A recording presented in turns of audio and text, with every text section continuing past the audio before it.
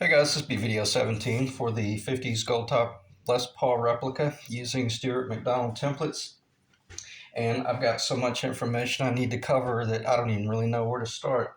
So I think I'll just keep it simple and focus on the body primarily. Even though the last video ended with me talking about transferring that dimension to the back, I think that was kind of self-explanatory what I was trying to achieve. But I won't make any assumptions. And in the latter half of this video, I'll transfer over to talking about the headstock because that's probably one of the most important parts of the whole guitar build is getting that headstock right. So let me revisit something I had addressed a long time ago in one of the early videos, and it was all about this whole center line thing. And I want to see if I can do this. Just looking at the center line. Okay, let me see if I'm in the camera. Hold on one second. Let me pause my throat and get pause the video and get a drink of water. Be right back.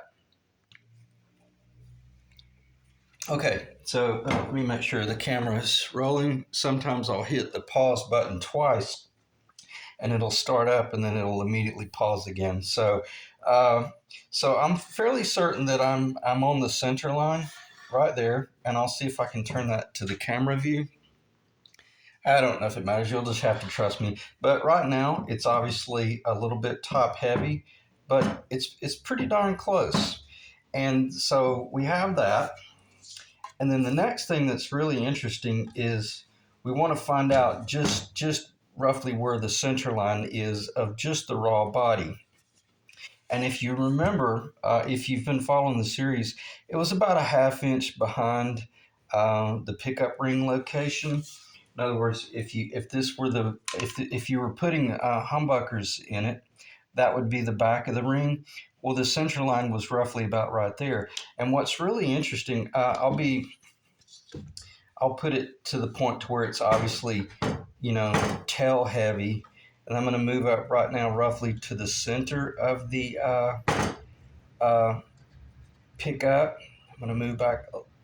What I'm doing, I'm moving the body. Let me just do this so I can see it. Okay. I haven't done this yet, so I don't know where the center is what I'm saying. So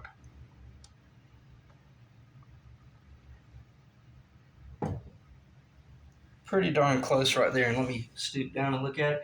It really, what happened is it moved about 3/8 of an inch forward, which is really, really interesting.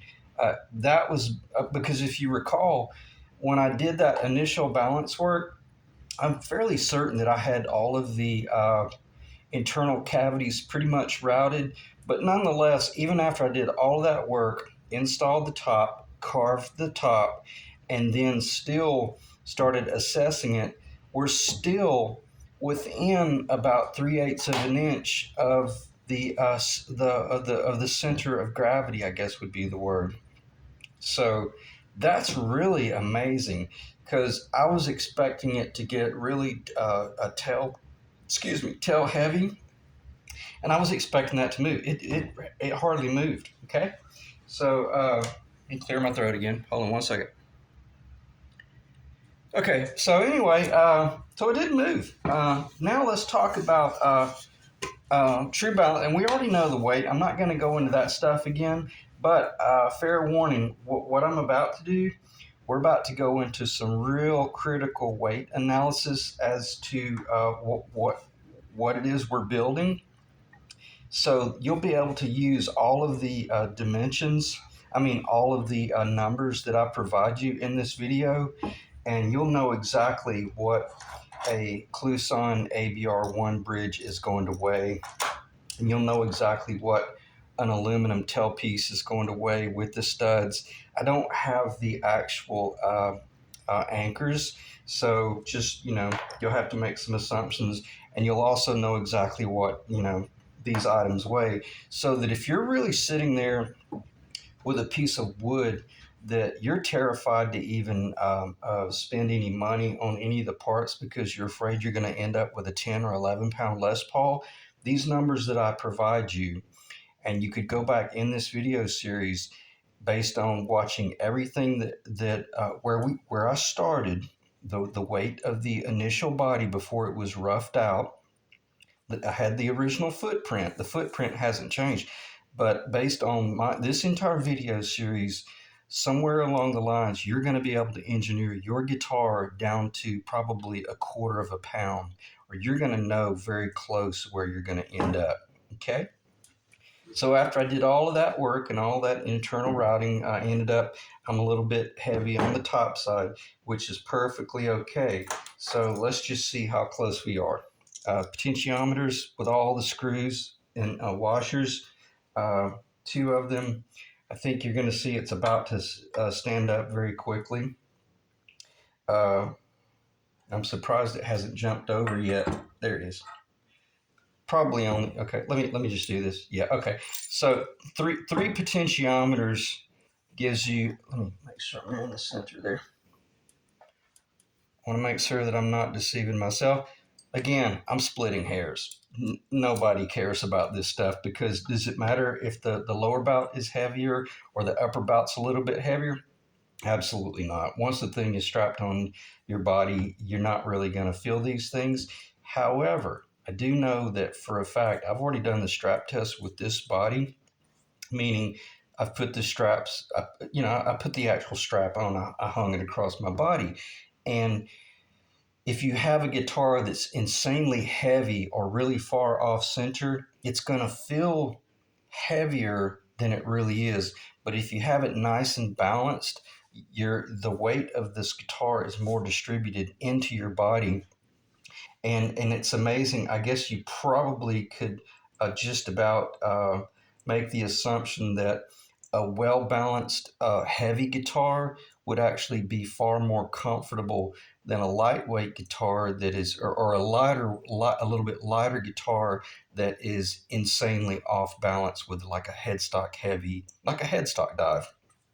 Okay, so basically what we've got is a guitar that's very close to balanced this way, as well as we know the way the other way. Let me check the time. 7 minutes of overkill. All right, let me clear the table, and let me pause. I'm gonna set up again, and then we're gonna talk about some more layout. Okay, let's talk about the StewMac templates for a brief moment. Okay, I had mentioned in the video yesterday or last night that it's kind of awesome having the templates because I don't really have to think. And I'm not saying rely on them 100%, but to put my money where my mouth is, I just want to show you that the neck that I built based on this template here is fitting the StewMac body template perfectly. And I'm not going to try to find it, but if you pick up on the score line, that's awesome. There's a score line, which is the center. Under my thumb, I'm looking down this template, and where this tenon goes up into the tenon pocket, up here there's a score line, and it is falling perfectly on center with my pencil line that I made months ago, weeks ago, in the past, in other words. Okay, so put my money where my mouth is with the neck to the body template.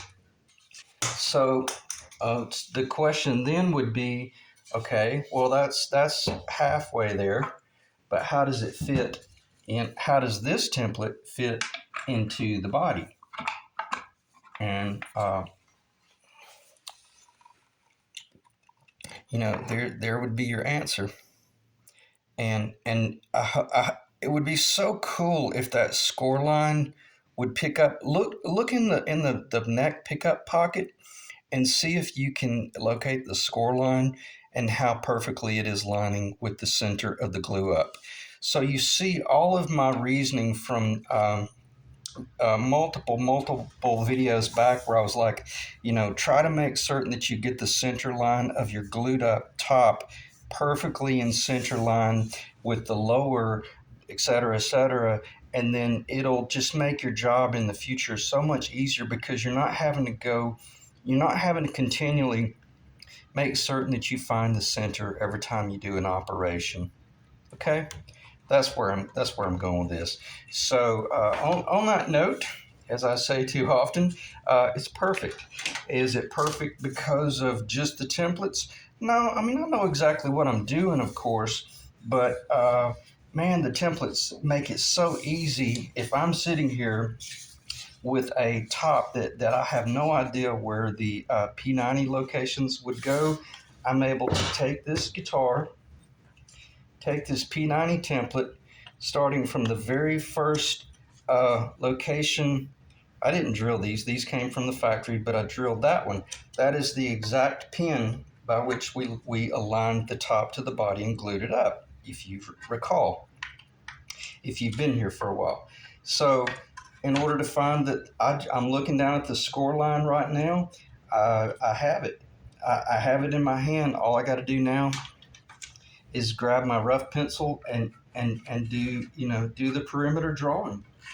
And now I'm able to, in this video series, show you what P90s look like on this guitar. And that's what I meant by these templates are making it so easy for me to not have to worry about stopping every time and finding the center and aligning everything and make certain that I'm not off a 16th of an inch here or on the other side, et cetera, et cetera. And it makes the job actually far more enjoyable. And it makes it easier for me to explain, what it is that I'm doing, as well as do the flybys. And I'll see how far I can lean that before it starts falling apart. So if we were going to go with P90s, that's the guitar, okay? And again, please keep in mind, I don't monetize my videos. I have no intentions of monetizing my videos. I do not want to do it, but they force us to accept advertisements on our channels once we get a little bit of foot traffic. So if you see an advertisement pop up, I have nothing to do with it, and I get nothing from it, nor am I affiliated with Stuart McDonald. Okay? If there's anyone in this world that's always tried to figure out how to do things on their own and is really cheap, it's me. I hate spending money on something like these templates, but once I did spend the money, I realized that, oh wow, these templates are not just for putting on the body once and routing the perimeter. You're literally using these templates as you would use a hand tool repeatedly or a pencil repeatedly. You're using them for just multiple operations. So same thing applies. I'm able to push that down and draw the pencil line. Sorry about that. Pull the template off, and then I'm able to, grab this pickup ring just like I did earlier and show you where a humbucker would go in relation to, in other words, the P90 is set back a little bit. Up in this location right here, the top edge of the pickup ring is the top edge of the P90. Okay, why? Because that's the end of the fretboard. Okay, so anyway, let me check the time. Let me pause, regroup, and think about what I might have missed, or hopefully we can stop talking about the templates and go into a really hardcore analysis of how much does this weigh. Okay, so let me pause.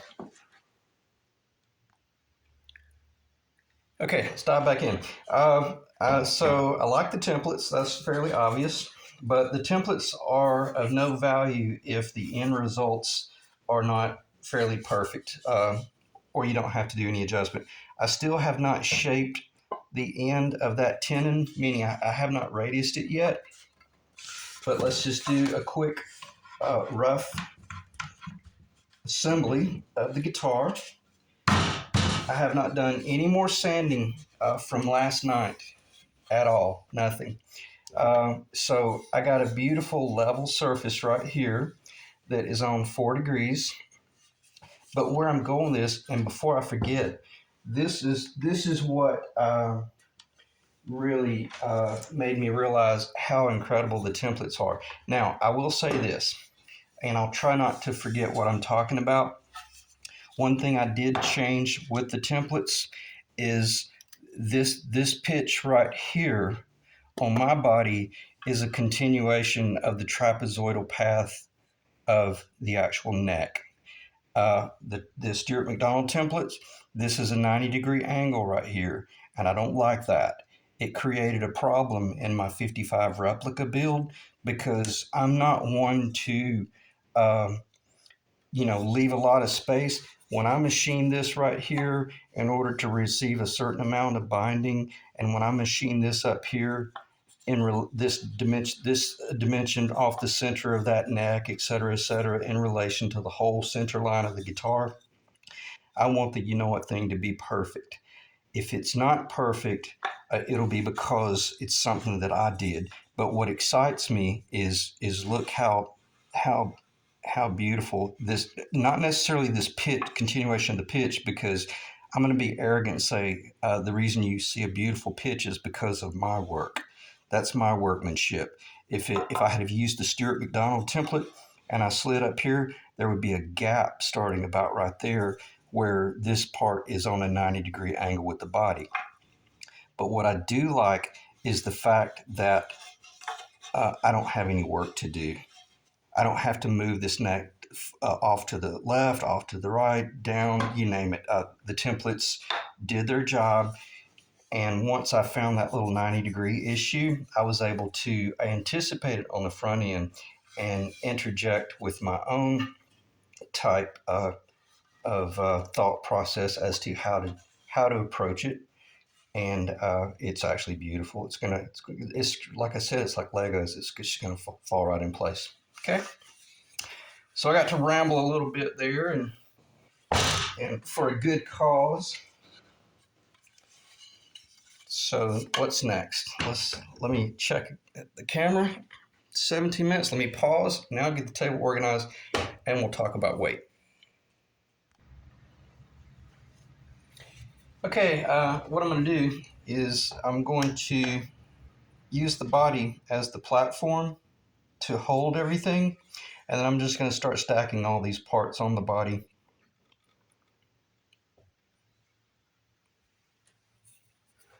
Check the camera.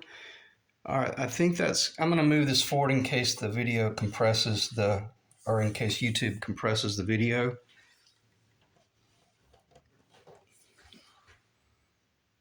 But I want to make it clear enough so that you can see it as it changes. All right, and if you're ready, get your notepad out, because I'm not going to give you any totals, and I'm just going to do everything in grams.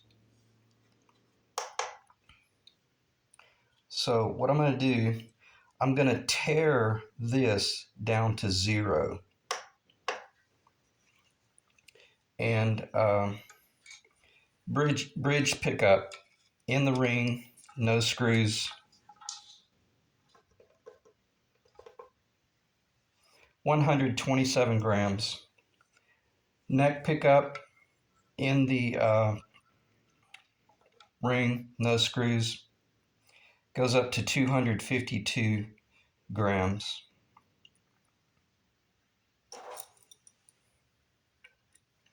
This is a Clouson with nylon saddles, 315 grams. Aluminum bridge in the studs, no anchors, goes up to 376 grams. Tall switchcraft 3-way with a deep well nut, 403 grams. So it's 402. One potentiometer takes it up to 428, so that would mean that a potentiometer is 26 grams. 4 potentiometers takes you up to 504 grams. Switchcraft output jack, 514 grams. Uh,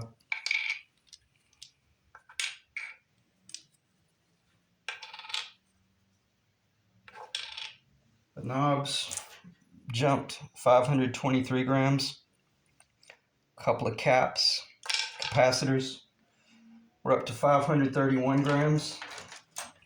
And I'm not going to go into it, but I can assure you this is within about 5 inches of length of the wiring.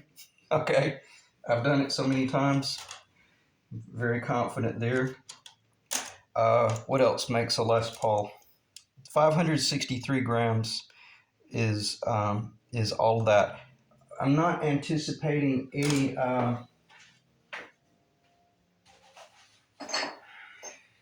I'll do this. These weigh about the same. This is nitro in glass bottles. Uh, so 563 grams. This is probably about what this is very conservative. I don't think it's going to weigh this much. But it jumps to 793 grams with nitro lacquer. Again, that's probably way too much. I don't think there's any way it could weigh that much. So I'm going to remove it. But whatever that number was that I just gave you, keep that in mind. So 563 grams.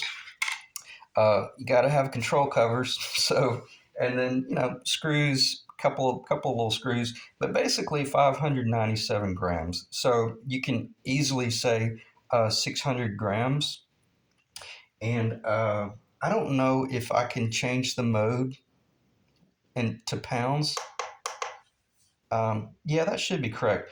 1.316 pounds. Okay, that's a magic number. Write that down.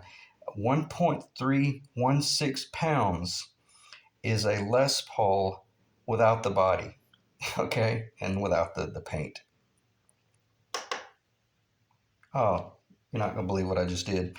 I hit tear, which is I screwed it up. So thank God, whatever those numbers were, I completely forgot them because I was getting ready to change the mode back to grams. So whatever the last gram weight I gave you, that's a Les Paul. Okay, let me pause the video and get all this cleaned off, and then I'm going to decide how I'm going to end the video.